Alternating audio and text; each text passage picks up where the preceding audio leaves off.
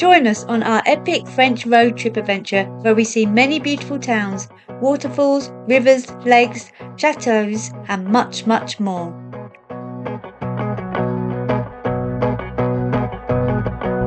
Welcome back to the channel where we are in France on our second road trip of the year. We're going to be here for 3 weeks. We haven't booked anything yet, but we have a rough plan of where we want to go. We wanted to keep it flexible so that we could stay a bit longer somewhere or move on. We spent a night in Saint-Omer before moving on to Arras via Vimy. Then we planned to go to Epernay in the Champagne region, and then Eguisheim and Colmar in the Alsace region, followed by a night deep in the Jura valley and then a few days on Lake Annecy at the foot of the Alps, then Avallon, Chateau Fontainebleau and finally Monnie's Giveny before heading back to Calais. In this episode, we'll be getting the shuttle and staying the night in Saint-Omer. Then we'll be visiting the Canadian War Memorial in Vimy and moving on to Arras, where we are now.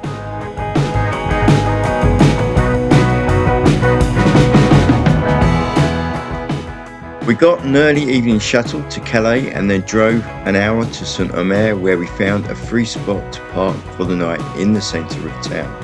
This turned out to be a good place. It was quiet and we slept well, ready to explore the next day.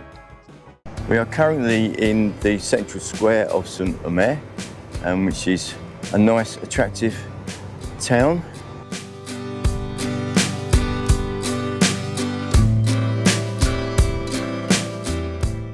And across from me, surprisingly, they have 2 pubs which have very much an English thing to them. The Dickens and Queen Victoria. It was quite a surprise to see 2 bars with those names in a French town. Perhaps they like the English.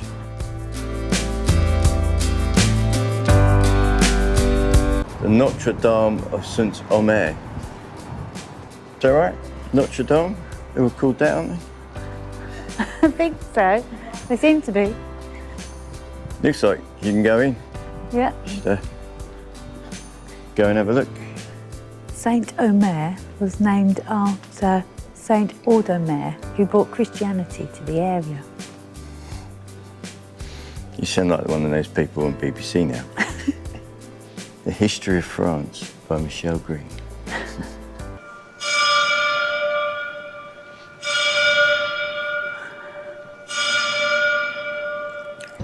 We liked Saint-Omer. It's a nice little town with lots of shops, restaurants and bars. We've left and we are on our way to the Canadian War Cemetery at Vimy.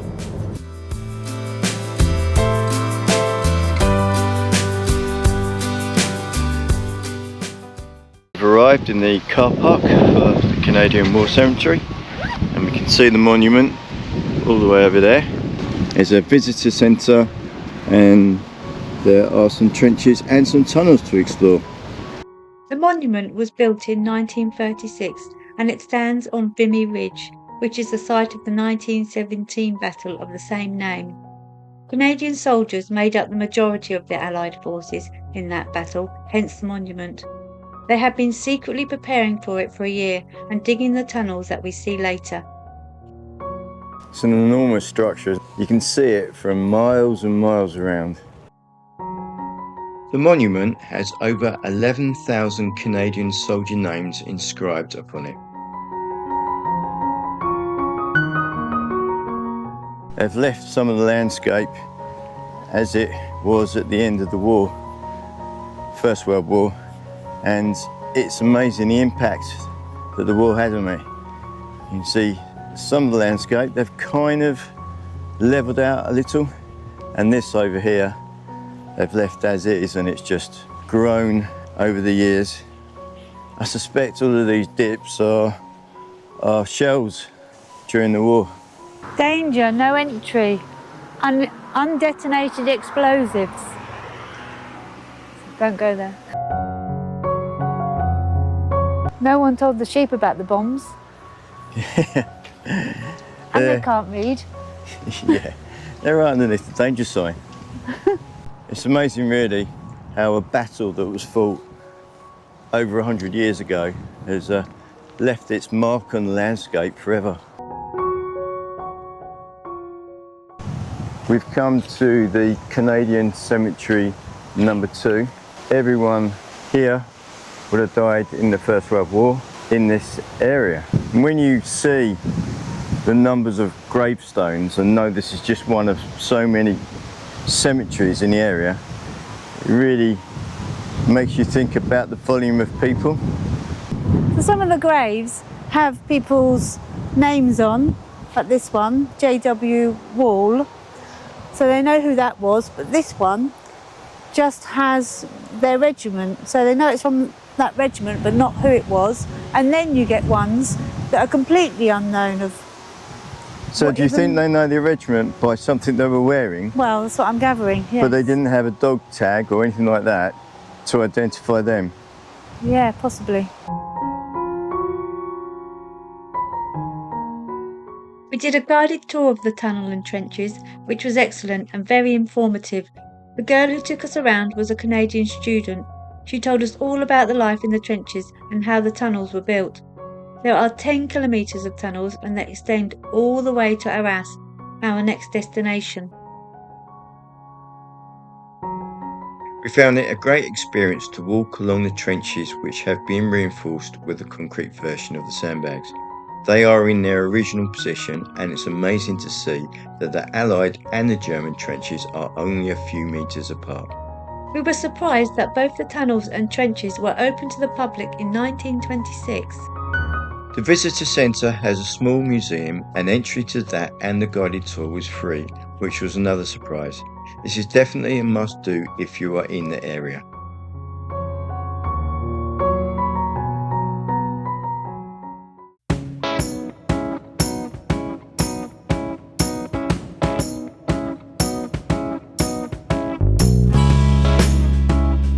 So, are we going to be able to get in? Will there be any spaces? We stayed at the Arras Air Camping car site. There are many of these locally run park-ups in towns across France. In fact, France is probably the most campervan friendly country in Europe, with so many places to stay for low cost or free. We arrived mid-afternoon and by early evening the place was full. The site was €14 a night plus a small fee to use the facilities. It has a toilet and a shower, and we never had to wait for the shower. I assume most of the motorhomes have their own facilities. It also has waste disposal and drinking water facilities. The parking spaces are very large, big enough for motorhomes, so we have bags of room for our little van. It's located very close to the centre of town. It's only a 5 to 10 minute walk to the central squares, and it's also nicely next to the river. It's our first evening in Arras, and we are in the centre of the city and currently in Heroes Square, but we could be fooled that we're in Belgium, as the architecture is very much like we saw in Bruges and Brussels. Not only that, the beer we're drinking, this Pelican beer, is Belgian beer. It's 7%. We had asked for a local beer, but when he told us it was 9%, we thought, maybe not such a good idea. Arras is probably around twice the size of Saint-Omer, where we were earlier today, and its city emblem is a rat. So we'll be looking out for evidence in the city tomorrow. So we'll start off tomorrow at the local tourist office, which just happens to be over there, and that will help us explore the city. So for tonight, it's maybe another beer after this, and then some food, so we don't get too drunk.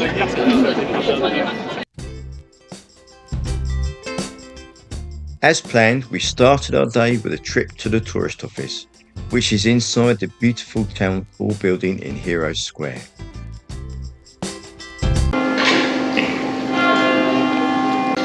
I just got 2 tickets for the Boves, which are the underground tunnels under the city. It's a guided tour, 45 minutes. That's not till this afternoon. We wanted to go up to the belfry, but it's only accessible by lift and it's broken. But we did get a map so that we could do a walking tour. Ooh, upside down. a walking tour. So we've got to follow that route in blue, which is the historical part of the city. Yep. So our coffee first, I think. We found a place for coffee in Hero Square, and I had my first of many Pano chocolates.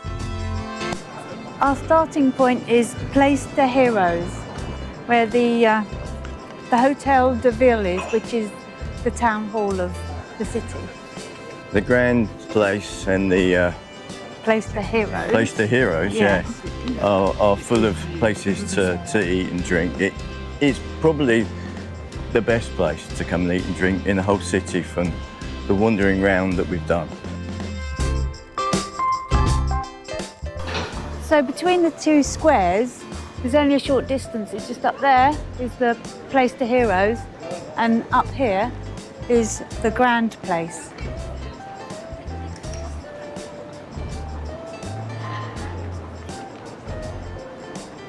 As you can see now, we are in the Grand Square, which is lovely. It's a very beautiful architecture, and it is a shame that it's a car park. And there are lots of car parks in the town, so does this have to be a car park? Maybe. So yesterday we mentioned that the rat was the symbol of Arras, and here is our first example.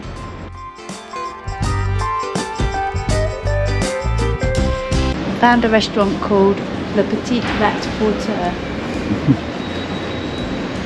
The Heroes Place is the much nicer of the two places.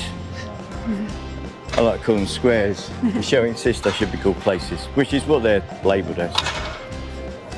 As you can sit out, and there's no cars. It's a much nicer place, because the other one is clearly just a car park. We spotted another rat outside this building.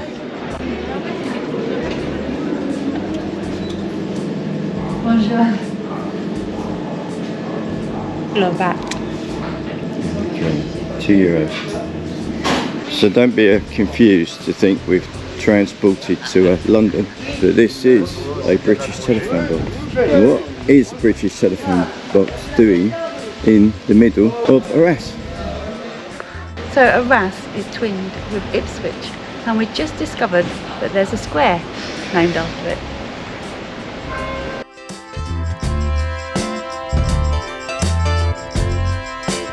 Look, I've spotted some more rats on top of the building up there.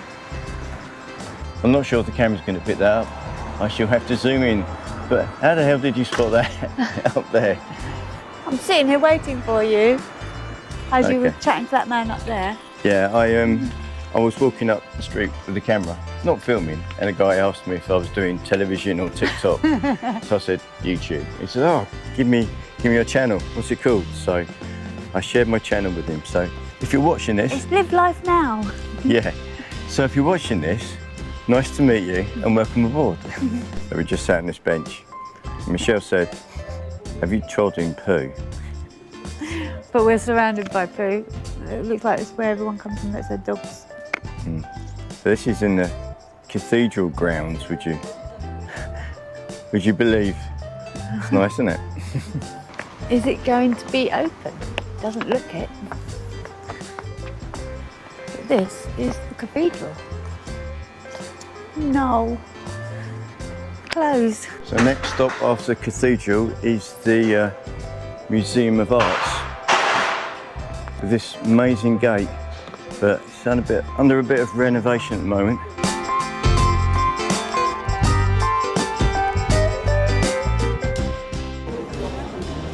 These trees are a little bit like bonsai, aren't They are big. they? But larger.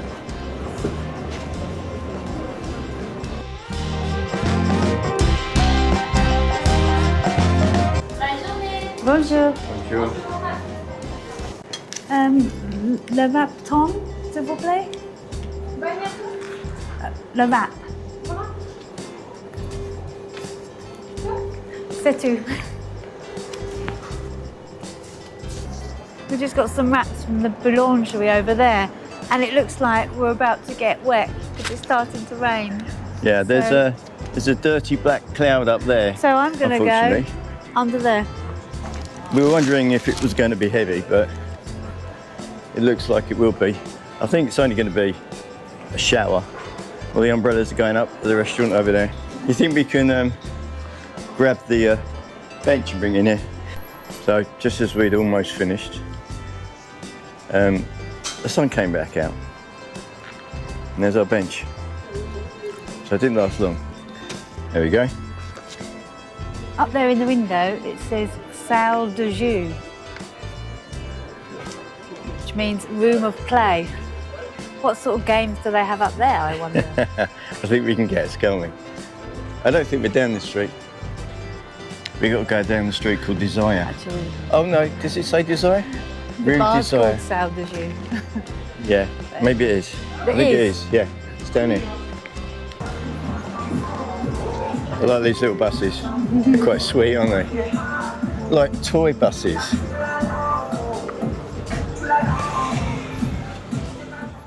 The entrance to the Boves is inside the town hall, and the tunnels run all underneath Heroes Square. We have to wear helmets and hairnets. So if you want all the security, it's very simple. Please stick together and follow me.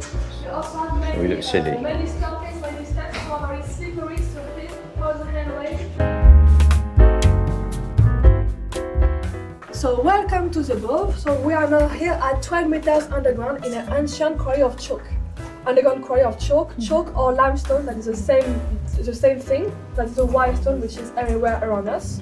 So they extracted this stone from the 9th century until the 12th century to build the churches and the fortification around the medieval time. We really enjoyed our trip to the Boves, which are actually quarries underneath the city where they dug out stone to build the city itself. Both the tour and the guide were excellent, and we learnt so much history about the city and about the Boves themselves. The Boves is actually a local word, not a French national word, that refers to the quarries underneath the city. It was only €6.80 and it lasted about an hour. Definitely one of the must-do things to do in the city. We also learned that during the First World War, 80% of the city was destroyed, and the Flemish buildings in the squares were rebuilt after the First World War, but only the facades at the front were done in that style, and at the back they've been done more modern. We finished our time in Arras with a walk along the river and an excellent dinner at Le Petit Rat restaurant. Luckily, rat was not on the menu.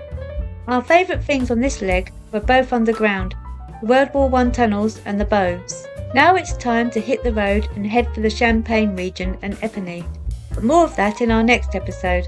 So thanks for watching. If you have enjoyed this episode, please give us a thumbs up as it really helps the channel, and consider subscribing as we have lots more content coming your way. Bye for now, and we'll see you with a glass of champagne in next week's episode.